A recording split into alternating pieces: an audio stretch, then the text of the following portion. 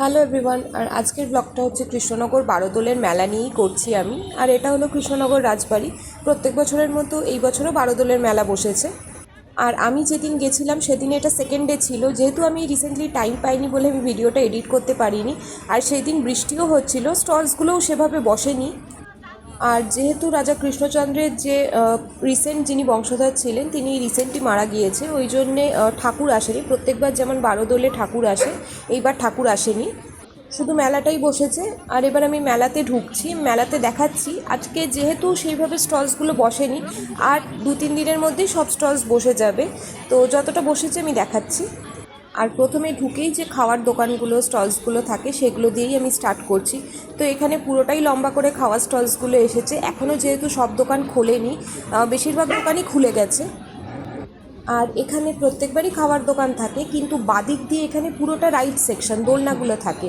আর এইবার এটাই নতুন এসেছে, দোলনা সেকশনটা পুরোটাই আলাদা করে দিয়েছে। যেখানে সার্কাস আসে, এবছর যেহেতু সার্কাস আসেনি, তো ওই দিকটা পুরোটাই দোলনা সেকশনটা হয়েছে। আর এই পাশে যেগুলো দোলনা সেকশন ছিল সেই দিকেও আলাদা করে ছোট ছোট স্টলস আসছে, আর বাচ্চাদের কিছু ছোট ছোট রাইডও এসেছে। আমি মেলার ভিতরের দিকে যাচ্ছি, আর যেহেতু সেদিন খুব বৃষ্টিও শুরু হয়ে গিয়েছিল, তো সেইভাবে দোকানগুলো খুলছিলও না, বন্ধও হয়ে যাচ্ছিল। তো যতটা হচ্ছে আমি দেখাচ্ছি। আর এবার আমরা যাচ্ছি যেখানে বিগ বাজার সেকশনটা, বিগ বাজারের সেকশনের দিকে যাচ্ছি। আর তাছাড়া এদিকে খাওয়ার দোকান তো আছে। বিগ বাজারে এবার আমি ঢুকছি, বিগ বাজারের ভেতরটা আমি দেখাচ্ছি। আর এই বছর বিগ বাজারের ভিতরে একটা রোড ম্যাপ দিয়ে দিয়েছে কোন দিক দিয়ে যেতে হবে। বিগ বাজারের ভিতরে প্রত্যেক বছরের মতোই এবারও প্রচুর স্টলস এসেছে। আর বৃষ্টি হয়েছিল, আর সেই দিনকে জাস্ট সেকেন্ড ডে ছিল, ওই জন্য কিছু কিছু স্টলস এখনও শুরু হয়নি। আর যেগুলো খুলেছিল সেগুলো এখন বন্ধ করে দিয়েছে বৃষ্টির জন্যে। আর এটাও প্রত্যেক বছর আসে, এটা একটা ফার্নিচারের স্টল। আমি দেখাচ্ছি এখানে ফার্নিচার্সগুলো। আর নেক্সট এখানে এসেছে কাটলারি শপ, তারপরে জামা কাপড়, শাড়ি, বুক স্টলস, প্রচুর দোকান এখানে এসেছে। আর এখানে বোলপুর শান্তিনিকেতন থেকেও একটা স্টল এসেছে, এখানে ব্যাটারির স্কুটির একটা স্টল এসেছে। নেক্সট এখানে আরও ছিল দোকান, এখানে ফোন কভার, ফোনের স্ক্রিন গার্ড, এগুলোর একটা। নেক্সট এবার আমি এসে গেছি দোলনা সেকশনে। আর এই বছর কিন্তু এটা নতুন এসেছে, অ্যাকোয়াজোন। এটা যেহেতু তৈরি হয়নি আমি বলতে পারবো না ভিতরে কি আছে। এটা যখন শুরু হবে আমি নিশ্চয়ই ভিতরে গিয়ে একদিন দেখাবো। আর এই দিকটা এসেছে পুরোটাই দোলনা। প্রত্যেক বছর যে রাইডগুলো আসে সেগুলোতে এসেইছে, বাট এই বছর দুটো রাইড একদমই নতুন এসেছে। আমি রাইড দুটো দেখাচ্ছি। এখানে এই রাইডটাই নতুন এসেছে, তো রাইডটার নাম হচ্ছে জায়েন্ট ফ্রিসবি। এটা যদিও চলছিল না, ওই জন্য আমি দেখাতে পারলাম না।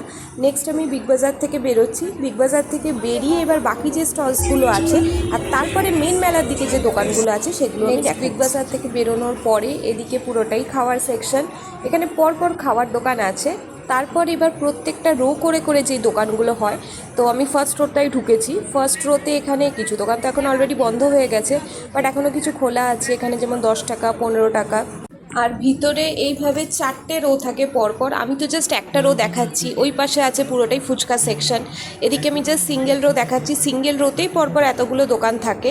আর তারপরে তো আরও 4টে রো থাকছেই। নেক্সট আমি ফুচকা সেকশন থেকে এবার বেরিয়েছি। আর এই ক্লিপিংটা আমি তারপরে আর একদিন যেদিন গিয়েছিলাম সেই দিন আমি এই ক্লিপিংটা নিয়েছিলাম, যে নিউ রাইডটা এসেছে ওটা তো একটা জায়েন্ট ফ্রিসবি এসেছে, আর একটা যে নিউ রাইড সুনামি, এই ক্লিপিংসটা আমি এই ভিডিওতেই অ্যাড করে দিচ্ছি।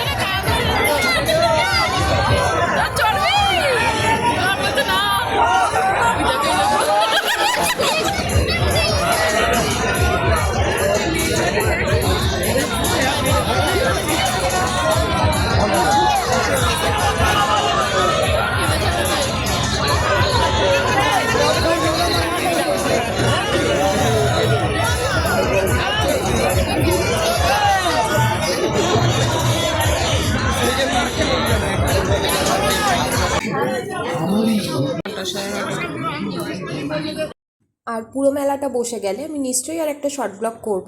এই ব্লগটা আমি এখানেই এন্ড করছি। See you in next blog.